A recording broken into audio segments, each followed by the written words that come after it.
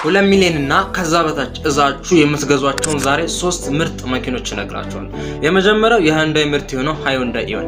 እነኚህ መኪኖች በ814 ሲሲ በ3 ሲሊንደር አማራጭ ሲሆኑ የካምፓኒው ስፔሲፊኬሽን እስከ 21 ኪሎ ሜትር በሊትር ይሄዳሉ የሚባል ቢሆንም እኛ ሀገር ላይ ከ18 እስከ 19 ኪሎ ሜትር እንደሚሄዱ ይነገራል። የነዳጅና የተለያየ የጥገና ወጪያቸውን ትተን ቢያንስ የዘይታቸውን ብቻ ብናስብ እንኳን በ3 ሲሊንደር አማራጭ ስለሆኑ የሚይዙ 3 ሊትር ብቻ ዘይት ነው እና ቪትስ ጋር ብዙ አመት ካገለገለ ቪትስ ጋር ብናወዳድረው በዘይት ቅያሬ ብቻ እስከ 25% ልትቆጥቡ ትችላላችሁ። ታዲያ እነኚህ መኪኖች ስትራክቸራል ኢንተግሪቲያቸው ከቶዮታ ምርት ጋር በፍጹም የማይገናኝ ነው።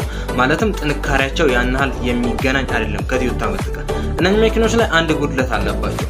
ምናልባት በጥንቃቄ ጉድለት ፍሪሲዮን ሸራቸው የመቃጠልና የቶሎ የመበላሸት ባህሪ ያለው፣ ይህም በጥንቃቄ ጉድለት ነው። ሁለተኞቹ ደግሞ ሱዙኪ ኤስፕሬሲዮ ናቸው። ሞተራቸው 998 ሲሲ አማራጭ ሲሆን እስከ 19 ኪሎ ሜትር የመሄድ አቅም አላቸው። እነዚህ መኪኖች በጣም ጥሩ ነገራቸው ግራውንድ ክሊራንስ ማለትም ከመሬት ያላቸው ከፍታ 180 ሚሊ ሜትር ስለሆነ አንደር ቦዲ ጥገናን ይቀንሱልናል።